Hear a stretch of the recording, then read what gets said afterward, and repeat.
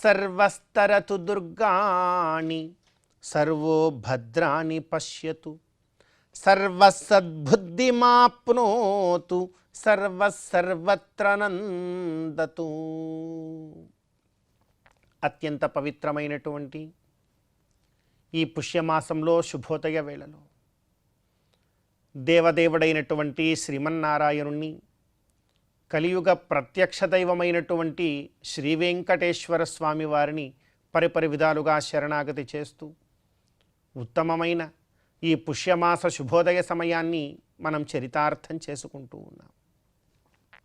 ఈ పుష్యమాసంలో సదా సర్వదా మనందరి యొక్క ప్రధాన కర్తవ్యం ఈ లోకంలో పుట్టినందుకు గాను లోకక్షేమదాయకమైనటువంటి కార్యములలో పాల్గొనగలగడం మనందరి యొక్క ప్రధాన కర్తవ్యం. అదేమిటండి, ప్రస్తుతం ఉన్న పరిస్థితుల్లో మన క్షేమాన్ని మనం పొందడానికే ఏం చేయాలో అర్థం కాక, ఎప్పుడు ఏం వస్తుందో తెలియక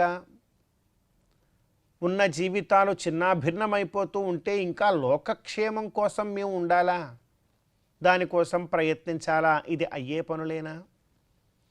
ఈ రోజున సంసారంలో ఉన్నటువంటి ఎంతోమందిని చూస్తూ ఉంటే వారికున్న ఇబ్బందుల నుండి బయటపడడానికే వారు నానాతంటాలు పడిపోతూ ఉన్నారే. ఇక మనం ఏం చేయగలుగుతాము? లోకక్షేమం కోసం మనం ఎక్కడ పరుగులు తీస్తాము అని అనిపించవచ్చు. కానీ మనం లోకక్షేమదాయకమైనటువంటి కార్యాలలో చాలా గొప్పగా ప్రయత్నించడానికి, ఆ మార్గంలో ఉండడానికి ఒక పని చేస్తే చాలు. ఏమిటా పని అంటే, వేదోక్తమైనటువంటి ధర్మము నీకేదైతే చెప్పారో, నీకు చెప్పినటువంటి ఆ ధర్మాన్ని నువ్వు జాగ్రత్తగా పాటిస్తే చాలు, నువ్వు లోకక్షేమం కోసం పాటుపడినట్టే. లోకక్షేమం కోసం పాటుపడకుండా ఈ లోకమునకు భారంగా మానవుడు ఎప్పుడు తయారవుతాడు అనంటే, తనకున్నటువంటి స్వధర్మాన్ని విడిచిపెట్టిన రోజున. కనుక మన ధర్మం ఏమిటో మనం తెలుసుకుని చేస్తే చాలయ్యా, అదే లోకక్షేమం కోసం నువ్వు పాటుపడ్డట్టు లెక్క. అందుకే స్వధర్మే నిధనం శ్రేయ. నీ ధర్మాన్ని నువ్వు పాటించు, నీ ధర్మం ఏమిటో నువ్వు తెలుసుకో. భగవద్ ఆరాధనార్థమేవ లబ్ధ జన్మానః, ఒక ధర్మం చెప్పేశారు. భగవంతుడి యొక్క కైంకర్యము కొరకే నీకు ఈ జన్మ ఇచ్చాడు, మానవ జన్మ ఇచ్చాడు భగవంతుడు. లేకపోతే నిన్ను కూడా ఏ పక్షిలాగనో, ఏ కీటకములాగనో, ఏ జంతువులాగనో పుట్టించవచ్చును కదా. ఎందుకు మనిషిలా పుట్టించాడు నిన్ను? లోక కళ్యాణం కోసం భగవత్ కైంకర్యంలో నీవు ఉంటావని. అదేమిటండి, మేము కూర్చొని గొమ్మగా భగవంతుడికి అర్చన చేస్తూ ఉంటే సరిపోతుందా, లోకం బాగుపడిపోతుందా అంటే అవును, ఏమాత్రం కూడా సందేహం లేదు. నువ్వు ఒక భగవత్ కైంకర్యాన్ని చక్కగా ఆచరిస్తూ ఉన్నావు అంటే చాలు, లోకము దానంతట అదే గొప్పదైనటువంటి స్థానంలో ఉంటుంది. మన పురాణాలలో మనకు లేదా? ఒకప్పుడు మన భారతావని యొక్క సంపత్తి ఎలాంటిది, వారు ఏం చేశారు మన పూర్వీకులు? భగవత్ కైంకర్యం. భగవత్ కైంకర్యాన్ని ఎంతో గొప్పగా ఆచరించారు కనుక గొప్పదైనటువంటి సంస్కృతి సంప్రదాయాలకు ఇదిగో ఈ హైందవ జాతి గొప్పదైనటువంటి అగ్రగామి అయినటువంటి స్థానంలో ఈ రోజుకి కూడా వెలుగొందుతూ ఉన్నది. అందుకని భగవత్ కైంకర్యం అనేటువంటిది మనకు ఎంతో గొప్పదైనటువంటి ధర్మం అని ఉపదేశిస్తూ ఉన్నారు. ఆ భగవత్ కైంకర్యంలో ఒక మాట అంటారు అర్చక స్వాములందరూ కూడా చిట్ట చివరిన, సర్వస్తరతు దుర్గాణి. భగవంతుడికి చక్కగా కైంకర్యం చేసి చివరిలో అంటారు సర్వస్తరతు దుర్గాణి. ఈ లోకంలో ఉన్న ప్రతి ఒక్కరూ కూడా వారికి ఉన్నటువంటి కష్టములను వారు అధిగమించగలిగేటువంటి శక్తిని పొందుగాక. సర్వస్తరతు దుర్గాణి సర్వో భద్రాణి పశ్యతు. ఈ లోకంలో ఉన్నటువంటి వాళ్ళందరూ కూడా వారి యొక్క జీవితాలలో ఎంతో గొప్ప ఆనందములను అనుభవింతురుగాక. మంగళకరమైనటువంటి కార్యములలో వాళ్ళు పాల్గొనుదురుగాక. భగవంతుడా ఆ అనుగ్రహాన్ని ఈ లోకంలో ఉన్నటువంటి వారందరికీ ఇవ్వు. అందుకే అక్కడ సర్వ శబ్దాన్ని వాడతారు. సర్వ అంటే అందరూ అని అర్థం. వారో వీరో నావారో నీవారో అని కాదు, అందరూ. ఈ లోకంలో ఈ భూమి మీద ఉన్న వారందరూ. సర్వస్తరతు దుర్గాణి సర్వో భద్రాణి పశ్యతు సర్వ సద్బుద్ధిమాప్నోతు. అన్నిటికన్నా మించి గోవింద నీ యొక్క కైంకర్యము ద్వారా ఈ లోకంలో ఉన్న వారందరికీ కూడా చక్కనైనటువంటి వేదోక్తమైనటువంటి ధర్మములను ఆచరించగలిగేటువంటి సద్బుద్ధిని నీవు ప్రసాదించు. చాలు, ఇంకేం అవసరం లేదు. అటువంటి వేదోక్త ధర్మ మార్గంలో ఉండాలనేటువంటి సద్బుద్ధి మానవాళికి కలిగిందా ఈ లోకం చాలా అద్భుతంగా ప్రశాంతంగా ఉంటుంది. కనుకనే స్వామి సర్వ సద్బుద్ధిమాప్నోతు సర్వత్ర నందతు. ప్రతి ఒక్కరూ కూడా ప్రతి ఒక్క చోట వారు అనుకున్నటువంటి కామితార్థములను సుఖ సంతోషాలను అందరూ కూడా అనుభవిస్తూ వేదోక్తమైనటువంటి ధర్మ మార్గంలో వారు విజయ పథంలో ముందుకు సాగుతూ ఉండాలి. ఇదొక్క కోరిక ఉంటే చాలు అని ప్రతి అర్చకుడు వారి యొక్క భగవత్ కైంకర్యాన్ని పూర్తి చేసుకున్న పిదప భగవంతుడి యొక్క పాదముల చెంత రెండు చేతులు జోడించి శరణాగతి చేసి మరి ఈ మాట చెప్తాడు. చూశారా, భగవత్ కైంకర్యము యొక్క ఫలం ఎంత గొప్పగా ఉంటుందో. అటువంటి గొప్పదైనటువంటి ఫలం ఈ లోకానికంతటికీ కూడా అందించడానికి మనం కూడా ఆ భగవత్ కైంకర్య మార్గంలో పాల్గొనే ప్రయత్నం చేస్తూ ఈనాటి తిథివార నక్షత్రాలలో ఉండేటువంటి తత్వాన్ని కాస్త మన జీవితానికి అన్వయించుకునే ప్రయత్నం చేద్దాం. ఈ రోజున జనవరి 10వ తేదీ పుష్యమాస కృష్ణపక్ష సప్తమి తిథి. ఈ రోజున ఈ సప్తమి తిథికి అధిదేవుడు సప్తాశ్వరధారుడైనటువంటి సూర్యభగవానుడు. అదేవిధంగా ఈరోజు నక్షత్రము కూడా హస్త నక్షత్రం. హస్త నక్షత్రానికి అధిదేవుడు కూడా సూర్యుడే. కనుక ఈ రోజున చక్కగా తిథి మరియు నక్షత్రము సూర్యభగవానుడి యొక్క ఆరాధనాన్ని మనకు సూచిస్తూ ఉన్నాయి. ఈ రోజున ఆదిత్య హృదయ పారాయణం, సూర్యభగవానుడి యొక్క ఆరాధన చక్కనైనటువంటి ఆయురారోగ్యాలను మనందరికీ కూడా కలుగజేస్తాయి. అదేవిధంగా ఈ రోజున వారము శనివారం. ఈ రోజున కలియుగ ప్రత్యక్ష దైవమైనటువంటి గోవిందుడి యొక్క ఆరాధన మనందరికీ కూడా మోక్షప్రదం కాగలుగుతుంది. కనుక ఈ తిథివార నక్షత్రాలలో ఉండేటువంటి తత్వాన్ని మన జీవితానికి అన్వయించుకునే ప్రయత్నం చేస్తూ గోవిందుడి యొక్క అనుగ్రహంతో ఈ పుష్యమాస శుభోదయ సమయాన్ని మనం చరితార్థం చేసుకుందాం. శ్రీ మహాలక్ష్మియట సింగారాలకే మరుదు, కాముని తల్లియట చక్కదనాలకే మరుదు. శ్రీ మహాలక్ష్మియట సింగారాలకే మరుదు, కాముని తల్లియట చక్కదనాలకే మరుదు. సోమునితో బుట్టువట సొంపు కళలకే మరుదు. కోమలాంగి ఈ చూడి కుడుతనాంచారి చూడరమ్మ సతులాల శోభాన పాడరమ్మ కూడున్నది పతి చూడి కుడుతనాంచారి.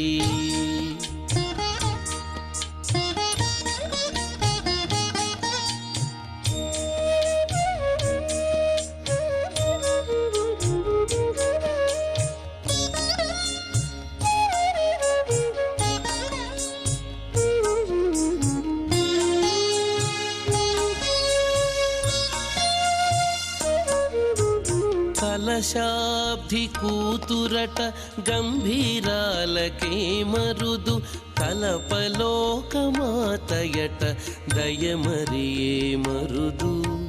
కలశాబ్ది కూతురట గంభీరాలకే మరుదు, తలపలోకమాతయట దయమరియే మరుదు.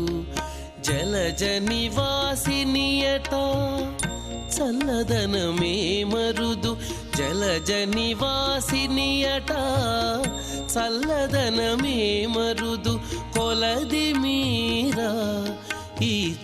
చూడి కుడుతనాంచారి జలజ నివాసినియట చల్లదనమే మరుదు కొలది మీరా ఈ చూడి కుడుతనాంచారి చూడరమ్మ సతులాల శోభాన పాడరమ్మ కూడున్నది పతి చూడి కుడుతనాంచారి.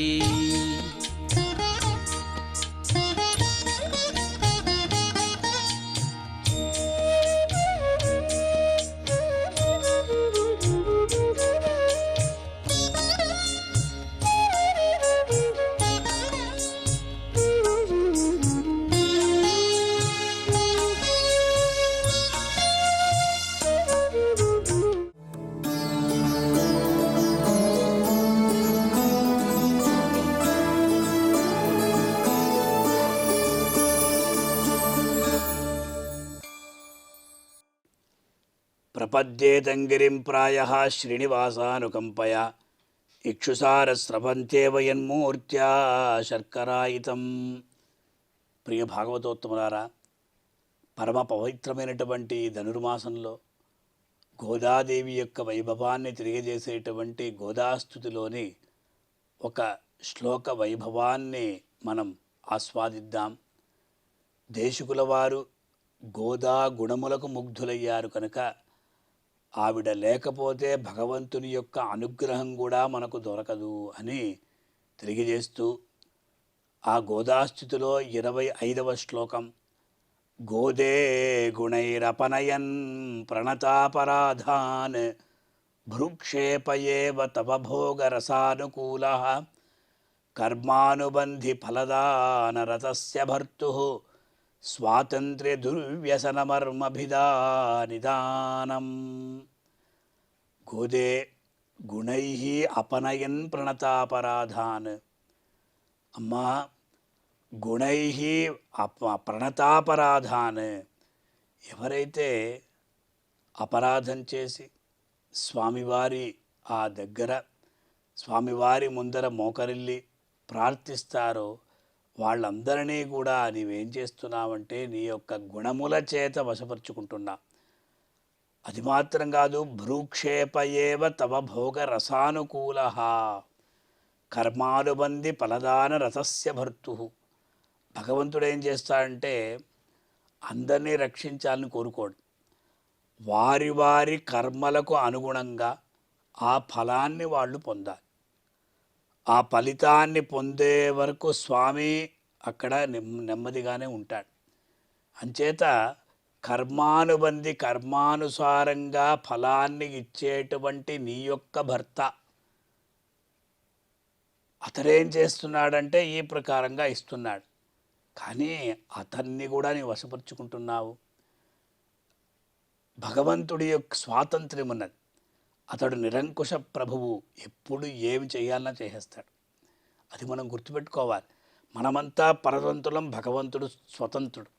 ఆ స్వాతంత్ర్యం అనేటువంటి దుర్వ్యసనం ఉన్నదే ఆ అహంకారంలాగా చెప్పుకోవచ్చు. ఆ స్వాతంత్ర్య దుర్వ్యసన నిదానం అన్నారు. ఆ మర్మ ఏదైతే ఉందో దాన్ని తొలగించేటువంటి కారణభూతురాలు ఎవరు అంటే గోదాదేవి. అది ఎలా అన్నారు? భోగ రసానుకూలగా, అంటే రసానుభవాన్ని పొందాలి.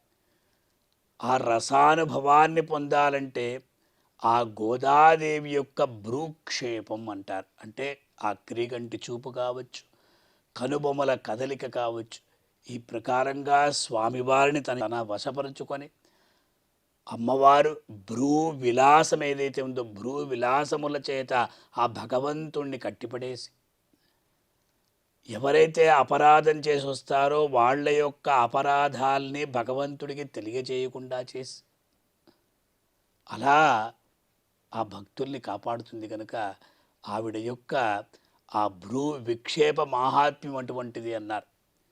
వాస్తవంగా చూస్తే భగవంతుడు ఎప్పుడైతే సృష్ట్యాది కర్మలను చేస్తాడో ఆ సమయంలో యస్యాహ వీక్ష్యముఖం తదింగిత పరాధీన విధత్తే అఖిలం.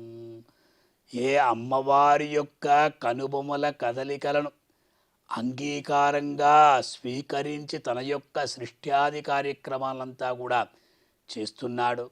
శ్రియై సమస్త చిదచిద్విధానం వ్యసనం హరే అంగీకారిభిరాలోకై సార్థయంతే కృతోంజలి అని చెప్పిన రీతిగా భగవంతుడు అమ్మవారి యొక్క అంగీకారాన్ని స్వీకరించి తన యొక్క సృష్ట్యాది కల్పనంతా కూడా చేస్తూ ఉంటాడు. అంచేత యద్బ్రూభంగా ప్రమాణం స్థిరచర రచనా తారతమ్యే మురారేహే అని కురనాథులు చెప్పిన రీతిగా ఈ అమ్మవారి యొక్క కనుబొమల విలాసం, ఆ భ్రూ విలాసం అలా ఉంటుందట.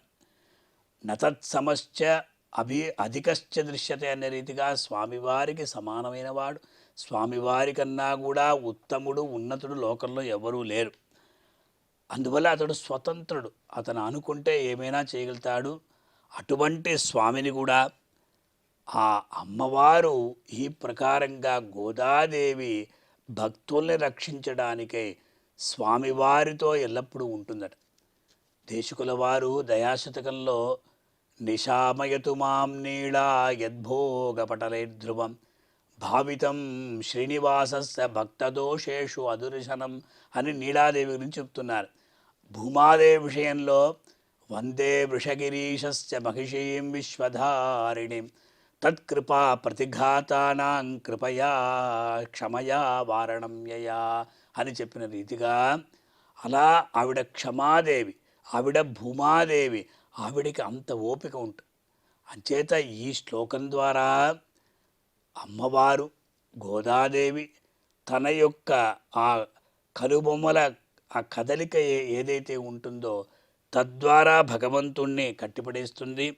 ఆ భ్రూ విలాసంతో ఆ ముఖ కవళికలు ఏవైతే ఉంటాయో మారుస్తూ తన యొక్క భర్త అయినటువంటి రంగనాథుణ్ణి వశపరుచుకుంటుంది. కనుక శ్రియపతి ఆశ్రిత పరతంత్రుడయ్యేటట్టు గోదాదేవి చేస్తుందట. ఇది చాలు మనకు. ఎందుకంటే గోదాదేవి యొక్క అనుగ్రహం అనేది మనకు ఉంటే భగవంతుడు సులభంగా అందరినీ అనుగ్రహిస్తాడు.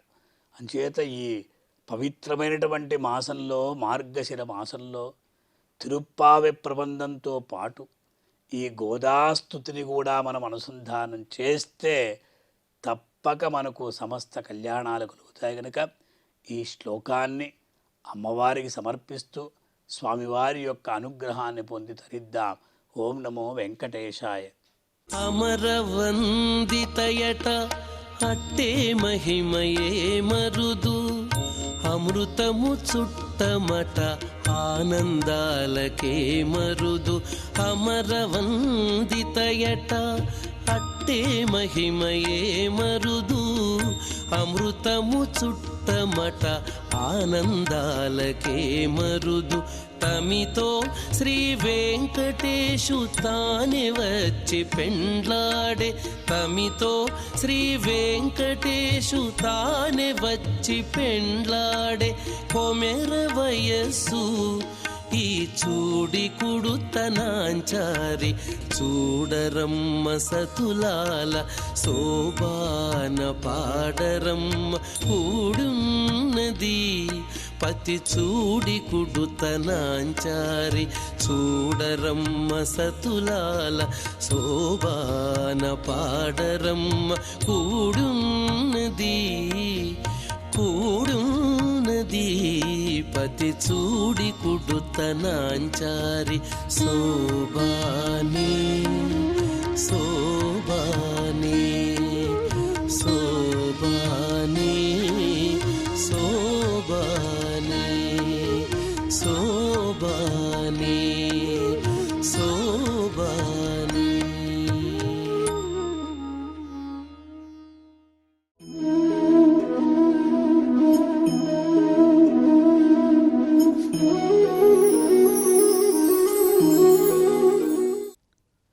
గుణాతీత గుణాధార గుణబీజ గుణాత్మక గుణీశ గుణినాంబీజ గుణాయన నమోస్తుతే సిద్ధిస్వరూప సిద్ధ్యంస సిద్ధిబీజ పరాత్పర ఇత్యాదిగా ఒక మహత్తర స్తోత్రం ఉన్నది.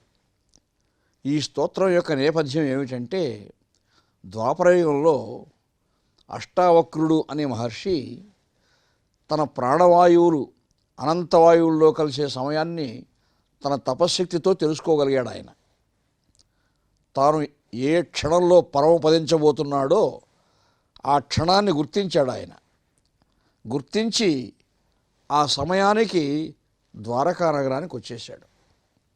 సాక్షాత్తు శ్రీకృష్ణ భగవానుని యొక్క అంతఃపురానికి వెళ్ళాడు. ఎవరో మహర్షి మీకోసం వచ్చారని శ్రీకృష్ణ భగవానుడికి చెప్పారు. శ్రీకృష్ణ భగవానుడు బయట వచ్చాడు. ఆ శ్రీకృష్ణ భగవానుని చూస్తూనే ఈ స్తోత్రం ప్రారంభించాడు ఆయన. గుణాతీత గుణాధార గుణబీజ గుణాత్మక గుణీశ గుణినాం బీజ గుణాయన నమోస్తుతే సిద్ధిస్వరూప సిద్ధ్యంస సిద్ధిబీజ పరాత్పర ఇత్యాదిగా చాలా శ్లోకాలు ఉన్నాయి. ఈ స్తోత్రం ఆయన పూర్తిగా చదివి కృష్ణుడి పాదాలపైన పడ్డాడు. ఆయన ప్రాణవాయువులు అనంతవాయువుల్లో కలిసిపోయాయి.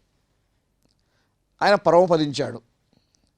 శ్రీకృష్ణుడు గుర్తించాడు అష్టావక్రుడి యొక్క తపస్సు. ఆ తపస్సు గమ్యమానంగా భక్తియోగంతో జ్ఞానయోగంతో సాగినటువంటి ఆయన యొక్క అనుష్ఠాన జీవిత విశేషాలు అన్నీ కూడా పరమాత్మ కాబట్టి అందరి మనములు హరియే ఇరుగునన్నాడు అన్నమయ్య.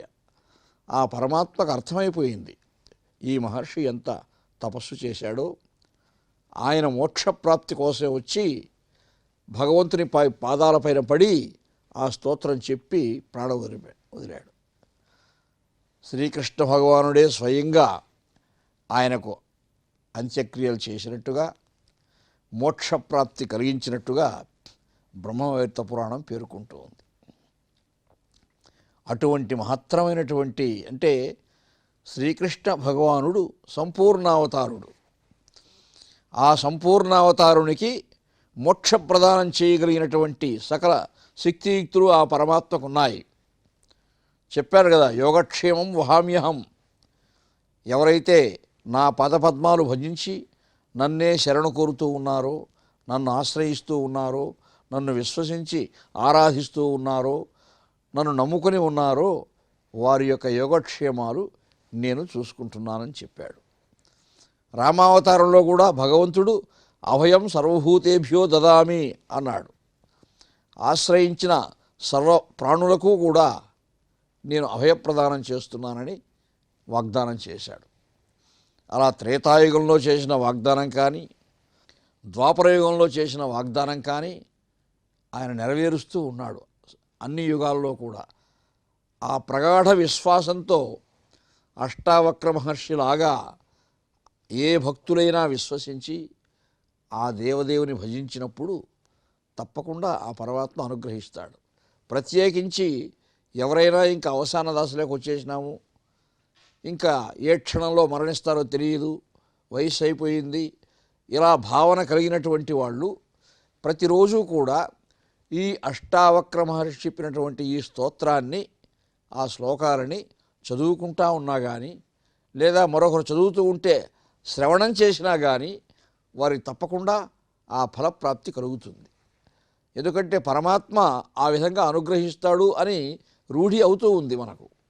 ఇటువంటి ఐతిహ్యముల యొక్క ప్రభావం చేత ఆ పరమాత్మ యొక్క తత్వాన్ని మహత్వాన్ని ఆ శ్రీకృష్ణ భగవానుని యొక్క సంపూర్ణావతార వైభవాన్ని కూడా మనము మనస్సులో అనుసంధానం చేసుకోవడానికి అవకాశం ఏర్పడుతూ ఉంది. అలా అనుసంధానం చేసుకొని ఆ పరమాత్మను భజిస్తూ ఉంటే తప్పకుండా ఆ పరమాత్మ మోక్షప్రాప్తి కలిగిస్తాడు, జీవన్ముక్తి కలిగిస్తాడు. కొంతమందికి జీవించి ఉండగానే కూడా ముక్తి కలిగించాడు పరమాత్మ, అది జీవన్ముక్తి. శరీరం వదిలిపెట్టిన తర్వాత అనుగ్రహిస్తే అది మోక్షప్రాప్తి. ఎలాగైనా ఆ పరమాత్మ మన యొక్క అభీష్టములు నెరవేర్చడానికి కరుణాసముద్రుడై మనకు ఉన్నాడు అనే విశ్వాసం అందరూ కలిగి ఉండాలి.